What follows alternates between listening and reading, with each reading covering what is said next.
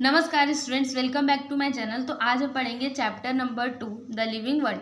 देखिए यहाँ पे क्या दिया है, list the things seen in the picture, से वेदर दे आर लिविंग और नॉन लिविंग थिंग। देखिए आपको ये पिक्चर देखना है और बताना है कि ये लिविंग थिंग्स है या फिर नॉन लिविंग थिंग्स है।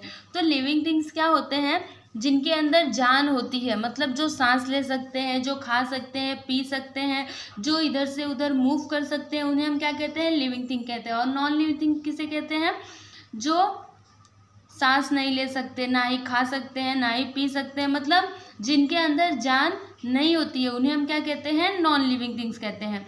तो देखिए इसमें लिविंग थिंग क्या क्या है, ये गर्ल लिविंग थिंग है, ये बॉय लिविंग थिंग है, ये यहाँ पे हैन और इसके बच्चे ये भी लिविंग थिंग है, ये जो ट्रीज आपको दिख रहा है ये भी लिविंग थिंग है। और नॉन लिविंग थिंग क्या हो गया, ये बॉल हो गया, फिर ये जो बाल्टी है ये भी क्या है, नॉन लिविंग थिंग है, मतलब इसके अंदर जान नहीं है, ये अपने आप से कहीं जा आ सकता है क्या, या फिर इसको पीने के लिए पानी, खाने के लिए खाना चाहिए क्या, नहीं चाहिए ना, तो ये क्या है, नॉन लिविंग थिंग है। अब यहाँ पे देखिए क्या दिया है, कैरेक्टरिस्टिक्स ऑफ लिविंग थिंग्स, मतलब लिविंग थिंग्स के फीचर्स क्या क्या हैं। तो चलिए हम इसको रीड करते हैं और फिर समझते हैं। There are many kinds of plants and animals around us, मतलब आपके आसपास बहुत सारे प्लांट्स एंड एनिमल्स होते हैं। They show some similarities and some differences, और उनमें कई सारी सिमिलरिटीज होती है और कई सारे डिफरेंसेस होते हैं। At with the help of a certain features we can tell that they are all living things, और इन्हीं फीचर्स के आधार पे हम ये बता सकते हैं कि ये जो सारे हैं ये क्या है, लिविंग थिंग्स है। This features are not seen in non living things, such features are said to be the characteristics of living thing, let us study this characteristics. और ये जो सारे फीचर्स हैं ये नॉन लिविंग थिंग्स में नहीं होते हैं। इन्हीं फीचर्स को हम क्या कहते हैं, कैरेक्टरिस्टिक्स ऑफ लिविंग थिंग्स। तो अब हम आगे उसके बारे में पढ़ने वाले हैं। What differences do we see between the young ones and the adults in the picture? Growth। देखिए अभी ग्रोथ कैसे होता है, ग्रोथ इन लिविंग थिंग्स, मतलब लिविंग थिंग्स में ग्रोथ कैसे होता है। जैसे जब आप छोटे थे तो कैसे थे, एक बेबी के जैसे। देखिए ये कैसे बच्चा छोटा है अभी, ये लड़की भी छोटी है। फिर धीरे धीरे जब आप बड़े होते हैं तो फिर ऐसे हो जाते हैं, और फिर और जब थोड़े बड़े होते हैं तो एडल्ट हो जाते हैं, मतलब आप मैन या फिर वुमेन बन जाते हैं। और उसके बाद फिर क्या हो जाता है, आप बूढ़े हो जाते हैं, है ना। तो इस जो हमारा ग्रोथ पीरियड है इसमें हमने क्या गेन किया, हाइट, क्योंकि जब हम छोटे थे तो हमारी हाइट भी कम थी, वेट भी कम था और स्ट्रेंथ भी हमारे पास कम था। लेकिन जैसे जैसे हम बड़े होते गए वैसे ही हमने हाइट को गेन किया, मतलब हमारी हाइट बढ़ी, फिर वेट बढ़ा और फिर स्ट्रेंथ भी बढ़ा, है ना। और ह्यूमंस को 18 to 20 ईयर्स लगते हैं इस ग्रोथ के लिए, मतलब कोई छोटा बच्चा है तो उसको पूरा एडल्ट होने के लिए, मतलब मैन उसको बनने के लिए कितना टाइम लगेगा, 18 ईयर्स to 21 ईयर्स। देखिए यहाँ पे एक एक्टिविटी है जो आपको ट्राई करने को बोला है। तो आपको क्या करना है, एक पॉट में पौधा लेना है और उसको ये जो ऊपर का इसका हिस्सा है उसे आपको थ्रेड से बांधना है और ऊपर किसी भी पिन में लगा देना है एकदम टाइट करके। और आफ्टर 15 डेज फिर आप क्या देखेंगे कि जो उसका धागा होगा वो लूज हो गया रहेगा। क्यों ऐसा हुआ, क्योंकि जो वो प्लांट है, मतलब जो पौधा है वो बढ़ा, उसने क्या गेन किया, हाइट गेन किया, इसीलिए तो वो जो थ्रेड था वो लूज हो गया, है ना। दो all living things grow, animals grow only for a certain period. Plants on the other hand grow as long as they live. The growth of living things occurs from within the body, which means that growth occurs in all parts of the body. देखिए जो सभी living things हैं, जैसे animals हो गए, human हो गए, ये कुछ ही टाइम तक बढ़ते हैं, लेकिन जो प्लांट्स है वो जब तक जीवित रहते हैं तब तक वो बढ़ते ही रहते हैं। और जो ग्रोथ है वो कहाँ पे होता है, बॉडी के अंदर ही होता है। इसका मतलब क्या होता है कि growth occurs in all parts of the body, मतलब ग्रोथ बॉडी के हर एक पार्ट में होता है। देखिए जैसे यहाँ पे एक पिक्चर दिया है कि growth in banyan and coconut trees, तो ये रहा बनियन ट्री और ये रहा कोकोनट ट्री। तो देखिए ये कैसे ग्रो कर रहे हैं, यहाँ पे देखिए। अब हमारा नेक्स्ट टॉपिक है food is necessary for growth, मतलब ग्रोथ के लिए फूड नेसेसरी है, फूड बहुत ही ज़्यादा इम्पॉर्टेंट है, क्योंकि विदाउट फूड हम ग्रोथ नहीं कर सकते। देखते हैं ना आप, किसी बच्चे को अगर खाना टाइम टू टाइम नहीं मिलता है तो वो बच्चा अच्छे से ग्रोथ नहीं कर पाता है। It means food is necessary for growth. Plants make their own food in sunlight. Plants produce food from water, nutrients in the soil, and the carbon dioxide present in the air. This process takes place in the leaves of plants. It is brought about in the presence of sunlight with the help of the chlorophyll in the leaves. This process of food production is called photosynthesis. During this process, plants give out oxygen. Plants appear mainly green in color due to the chlorophyll in them. देखिए अब plants अपने लिए food कैसे बनाते हैं, तो सबसे पहली बात, अगर सनलाइट नहीं होगा तो प्लांट्स अपना फूड नहीं बनाएंगे। देखिए अगर आप प्लांट्स को अपने घर के अंदर रखेंगे तो वो ग्रो नहीं करेगा, क्योंकि जब उसको सनलाइट ही नहीं मिलेगी तो वो अपना खाना कैसे बनाएगा, और जब उसको खाना नहीं मिलेगा तो वो ग्रो कैसे करेगा। इसलिए प्लांट को अच्छे से ग्रो करने के लिए सनलाइट की ज़रूरत होती है। अब देखिए प्लांट अपना खाना कैसे बनाता है, देखिए उसको कार्बन डाइऑक्साइड कहाँ से मिलता है, एयर से मिलता है, और वाटर एंड न्यूट्रिएंट्स कहाँ से मिलता है, उसके जो रूट होते हैं वो सॉइल से वाटर और न्यूट्रिएंट्स को ले लेते हैं, और ये जो इसकी पत्तियां हैं इस पे क्या होता है, क्लोरोफिल होता है, जिसकी हेल्प से वो अपना फूड बनाता है। मतलब फूड वो कैसे बनाता है, water and nutrients, carbon dioxide and sunlight, इन तीनों को मिला के वो क्लोरोफिल की हेल्प से अपने लिए फूड बनाता है, और इस प्रोसेस में वो क्या रिलीज करता है, ऑक्सीजन, जो हमारे लिए यूजफुल होता है, क्योंकि जब हम सांस लेते हैं तो हम क्या लेते हैं अंदर अपने, ऑक्सीजन, और कार्बन डाइऑक्साइड को हम रिलीज करते हैं। तो ये जो प्लांट है ये क्या रिलीज करता है, ऑक्सीजन, और इस प्रोसेस को हम क्या कहते हैं, photosynthesis. Plants appear mainly green in the colour due to the chlorophyll in them. देखिए जो प्लांट्स है वो ग्रीन क्यों दिखते हैं, क्योंकि इनके अंदर क्या होता है, क्लोरोफिल, इसलिए ये कैसे दिखते हैं, ग्रीन दिखते हैं। Animals, however, do not have chlorophyll. They do not produce their own food. They search for food. Animals such as goats, sheep, horses eat grass, while wild animals such as tigers and lions meet their need for food by hunting other animals which live on plants.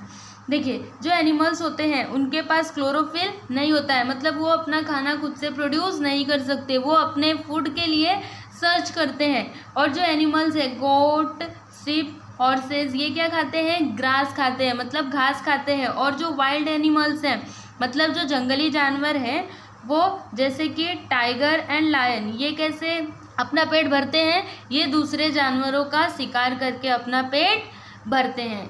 ठीक है, तो ये हो गया animals का। Next topic क्या है, respiration. तो यहाँ पे देखिए क्या दिया है, hold your hand in front of your nose. आप अपना हाथ अपने नाक के सामने रखिए, या फिर keep your hand on your chest, या तो आप अपना हाथ अपने चेस्ट पे रखिए। व्हाट डू यू फील, तो आपको क्या फील होगा। देखिए अगर आप अपना हाथ अपने नोज़ के सामने रखेंगे तो आपको क्या फील होगा कि नाक में से कोई हवा आ रही है ना, ऐसा फील होगा। और अगर आप अपने चेस्ट पे रखेंगे तो आपको ऐसा लगेगा कि कुछ अंदर से धक धक कर रहा है, मतलब जो आपका दिल होता है वो धड़कता रहता है, तो ऐसा आपको फील होगा। If we observe a sleeping dog, what moment of its belly do we see. देखिए अगर कोई डॉग सोता हुआ है तो अगर आप उसको देखेंगे तो क्या होगा, जो उसका बेली मतलब जो उसका पेट है वो मूवमेंट करता रहता है, वो भी बहुत ही ज़ोर ज़ोर से। तो इसका मतलब क्या हुआ कि वो डॉगी सांस ले रहा है, तभी तो वो उसका पेट ऊपर जाता है फिर नीचे आता है ना। देखिए यहाँ पे क्या लिखा है, living things need oxygen in order to live. जो लिविंग थिंग्स होते हैं उनको जिंदा रहने के लिए ऑक्सीजन की ज़रूरत पड़ती है। Inhaling oxygen and exhaling the carbon dioxide form in the body due to the use of oxygen is called respiration. देखिए रेस्पिरेशन हम किसे कहते हैं? इनहेलिंग ऑक्सीजन मतलब ऑक्सीजन को अंदर लेना और कार्बन डाइऑक्साइड को बाहर छोड़ना, इस प्रोसेस को हम क्या कहते हैं? रेस्पिरेशन। जैसे कि ह्यूमन की बॉडी में होता है, एनिमल्स के बॉडी में होता है। देखिए हमारी बॉडी में ये कैसे होता है, हम अपने नोज के थ्रू ऑक्सीजन को अंदर लेते हैं और फिर कार्बन डाइऑक्साइड को बाहर छोड़ते हैं, तो इसी प्रोसेस को हम क्या कहते हैं? रेस्पिरेशन। देखिए animals such as fish, snake, mouse etcetera have specific organ for respiration. देखिए एनिमल्स जैसे कि हो गए फिश, स्नैक या फिर माउस, उन सब के पास एक स्पेसिफिक ऑर्गन होता है रेस्पिरेशन के लिए। जैसे ह्यूमन के पास क्या होता है? नोज होता है, और फिश के पास देखिए क्या होता है? गिल्स होता है ना। ऐसे ही अलग अलग जो एनिमल्स हैं इनके पास अलग अलग तरह के ऑर्गन होते हैं for respiration. On the other hand plants respire bye means of microscopic pores on their stumps and leaves. देखिए जो प्लांट्स है वो अपने लीव्स या फिर स्टम की हेल्प से रेस्पिरेशन करते हैं। जैसे अगर आप लीव्स देखेंगे तो उनके ऊपर छोटे छोटे पोर्स होते हैं जो उनको रेस्पिरेशन में हेल्प करते हैं। ये यहाँ पे हमारा नेक्स्ट टॉपिक क्या दिया है? एक्सक्रीशन। तो ये क्या होता है? जब वेस्ट सब्सटेंसेस एनिमल्स या फिर प्लांट्स के बॉडी के बाहर निकलते हैं तो इसे हम क्या कहते हैं?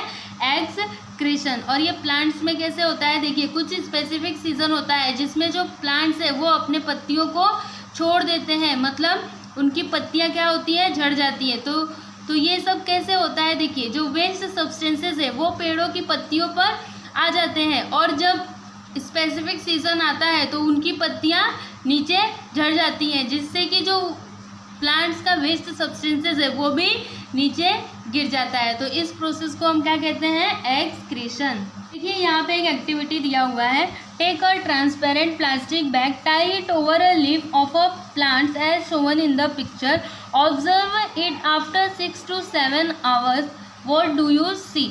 देखिए आपको क्या करना है? एक ट्रांसपेरेंट प्लास्टिक बैग लेना है और उसको जो प्लांट है उसके पत्तों के ऊपर बांध देना है, जैसे यहाँ पे ये लड़की बांध रही है, और फिर 6 से 7 घंटे के बाद आप उसको ऑब्जर्व कीजिए। तो आप उस बैग पे क्या देख पाएंगे?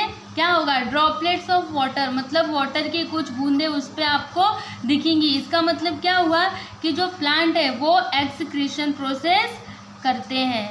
Excretion is a characteristics of living things. Use your brain power. देखिए इसमें क्या दिया है? What is the sticky substance seen on the stumps of the bubble और drumstick trees? देखिए बबूल और ड्रम स्टिक के ट्रीज पे अगर आप देखेंगे तो कुछ स्टिकी मतलब चिपचिपा सा रहता है, तो वो क्या है? वेस्ट सब्सटेंसेस है। Observe and discuss. Have you experienced this? What happened immediately after the following action? Light flash suddenly into your eyes. अगर आपके आइज पे कोई अचानक से लाइट जला दे तो क्या होगा? Suddenly you felt a pin prick. अगर आपको कोई अचानक से पिन चुभाए तो क्या होगा? The leaves of the mimosa plant were touched.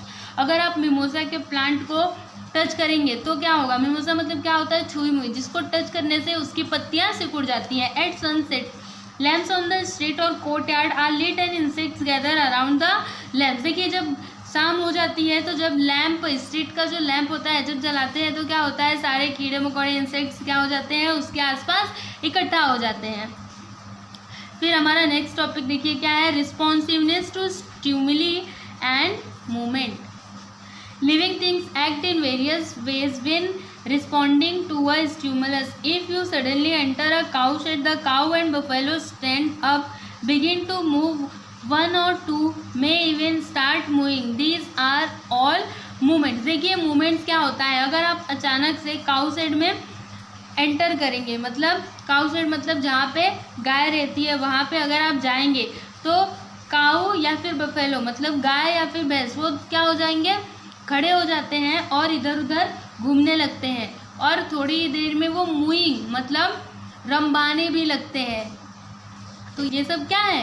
Movement से। अ creeper planted in the court yard lean towards a support. देखिए यहाँ पे क्रीपर का मीनिंग क्या होता है, जिन पौधों में लताएं होती हैं उन्हें हम क्या कहते हैं, क्रीपर कहते हैं।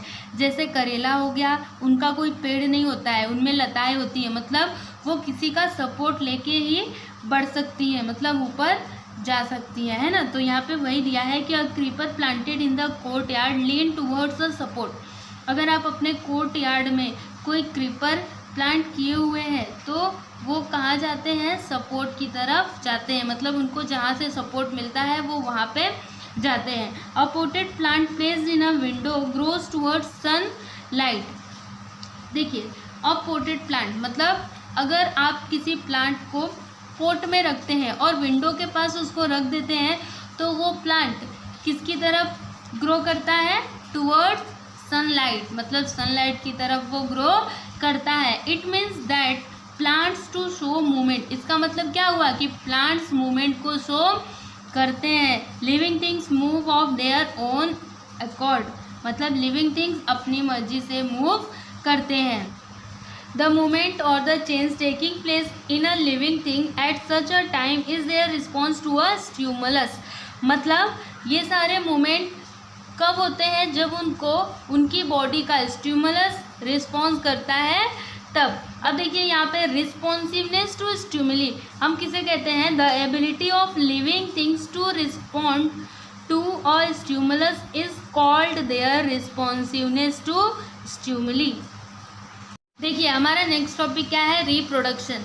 Living things produce other living things like themselves. Some animals give birth to their young ones, some lay eggs, their young ones hatch out of the eggs. New plants are produced from the seeds, stems or leaves of plants. The process by which a living thing generates a new living thing like itself is called reproduction or procreation.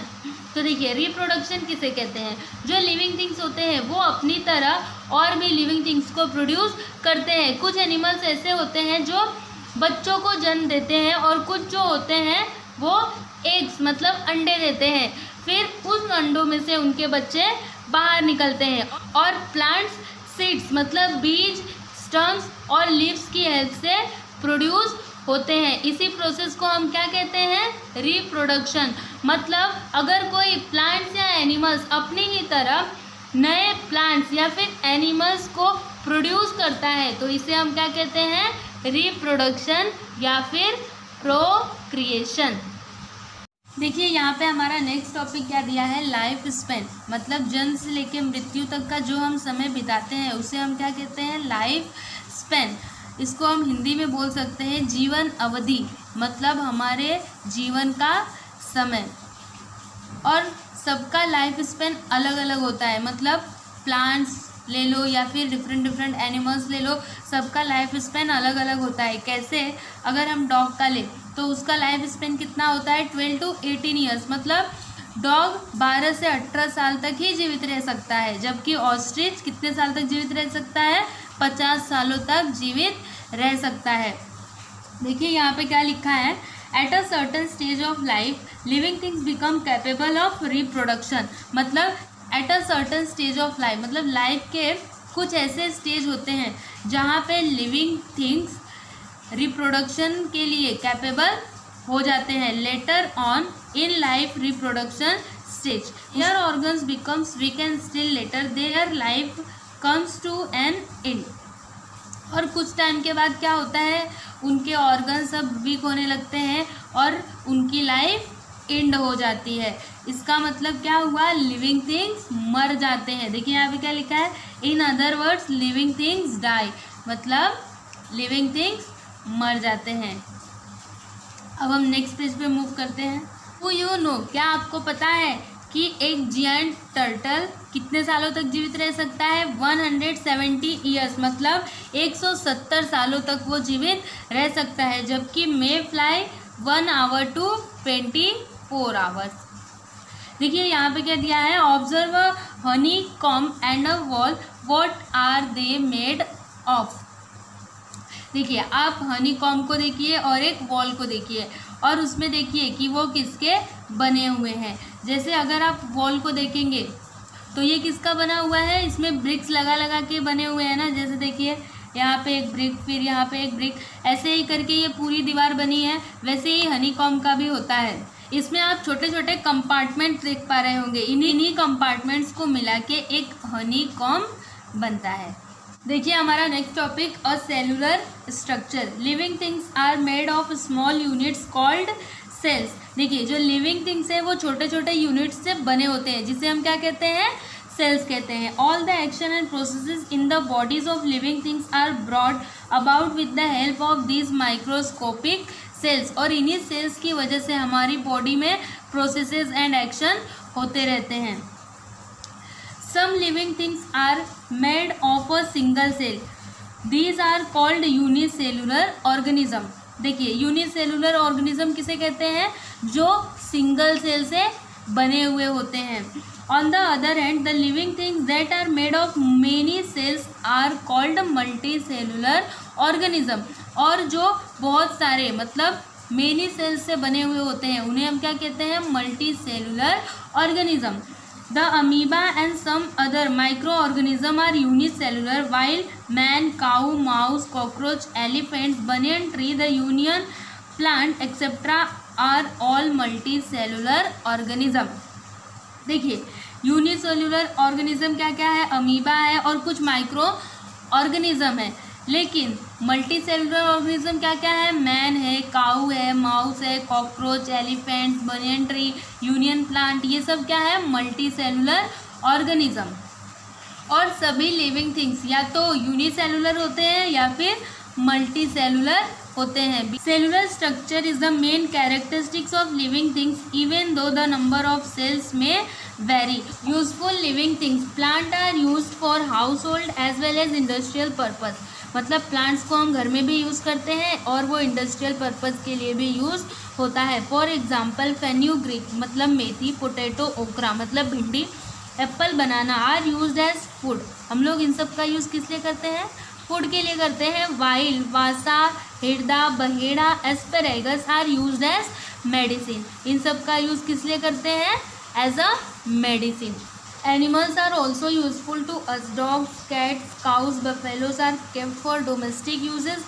Fish, sheep, fowl are used as food, while animals like horses, oxen, camel prove useful in various occupations.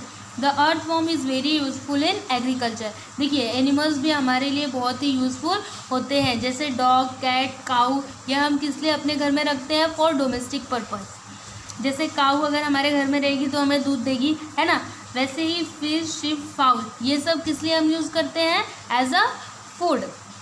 और कुछ animals ऐसे होते हैं जो occupation में help करते हैं, जैसे कि हॉर्स हो गया, ऑक्स हो गया, कैमल हो गया। और जो अर्थवॉर्म होता है वो वेरी यूज़फुल होता है, किसके लिए, एग्रीकल्चर के लिए। और ये फार्मर्स की हेल्प करता है अच्छी फसल को उगाने में। ये देखिए यहाँ पे हमारा नेक्स्ट टॉपिक क्या है, हार्मफुल लिविंग थिंग्स। मतलब वो लिविंग थिंग्स जो हमारे लिए हार्मफुल होते हैं। Some animals and plants around us are harmful to man. For example mosquitoes and flies spread diseases, cockroaches, mice, rat destroy our food, lice, ticks also spread diseases. The bites of some poisonous lizards, spiders, snakes and scorpions can even cause death. If wild elephants enter human settlement, they cause a lot of destruction.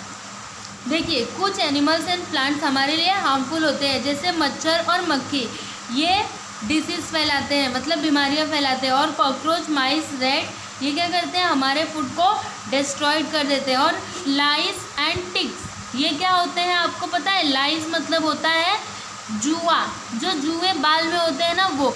और ticks मतलब क्या होता है, जो बाल में छोटे छोटे लीक होते हैं वो।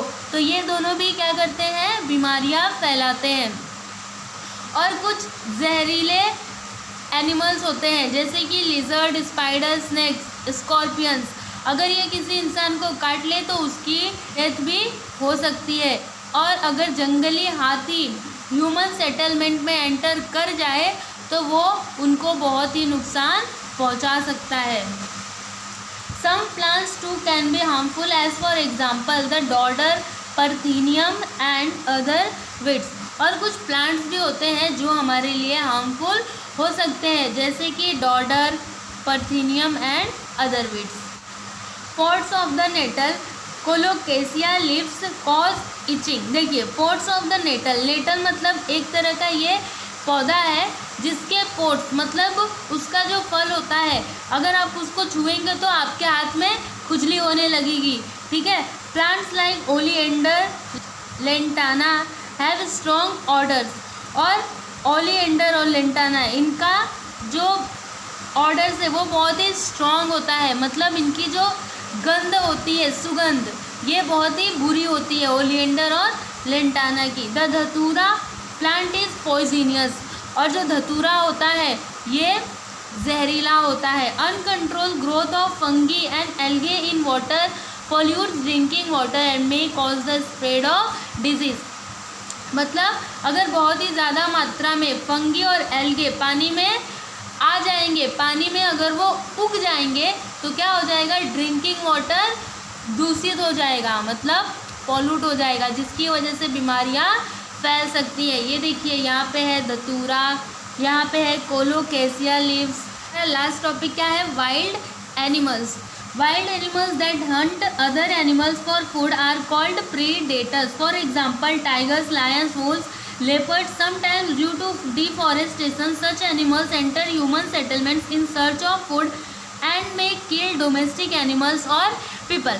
देखिए वाइल्ड एनिमल्स जो दूसरे जानवरों का शिकार करते हैं अपने भोजन के लिए, उन्हें हम क्या कहते हैं, predators. For example tigers, lions, wolves, leopards. Sometimes due to deforestation. अब देखिए डिफॉरेस्टेशन क्या होता है, जब इंसान अपने फ़ायदे के लिए जंगलों की कटाई करवा देता है तो उसे हम क्या कहते हैं, डिफॉरेस्टेशन, मतलब फॉरेस्ट कम हो जाते हैं, तब ऐसे एनिमल्स ह्यूमन सेटलमेंट में आ जाते हैं। इन सर्च ऑफ फूड मतलब खाने की तलाश में आ जाते हैं, और वो डोमेस्टिक एनिमल्स और पीपल्स मतलब लोगों को मार भी सकते हैं। Always remember, many plants and animals in nature satisfy our needs. The use of such plants and animals should be restricted only to our needs. We should not pluck leaves, flowers and fruit unnecessarily. Animals should not be hunted. They should not be teased just for fun. It is the responsibility and duty of all of us to protect plants and animals. देखिए एक बात आपको हमेशा याद रखना चाहिए कि जो प्लांट्स और एनिमल्स है वो हमारे ज़रूरतों को पूरा करते हैं, इसलिए हमें उनका अननेसेसरी यूज़ नहीं करना चाहिए, मतलब जब ज़रूरत हो तभी यूज करना चाहिए, वैसे हमें उनका यूज़ नहीं करना चाहिए। और बिना मतलब के किसी भी फ्लावर्स को या फिर पत्तियों को नहीं तोड़ना चाहिए। यह हमारी रिस्पॉन्सिबिलिटी और हमारी ड्यूटी है कि हम प्लांट एंड एनिमल्स को प्रोटेक्ट करके रखें। इस तरह से हमारा चैप्टर नंबर 2 कंप्लीट हुआ। अगर आपको क्वेश्चन एंड आंसर भी चाहिए तो आप कमेंट बॉक्स में कमेंट कीजिए, मैं क्वेश्चन एंड आंसर के वीडियोस अपलोड कर दूंगी। अब हम मिलेंगे नेक्स्ट वीडियो में, तब तक के लिए नमस्कार।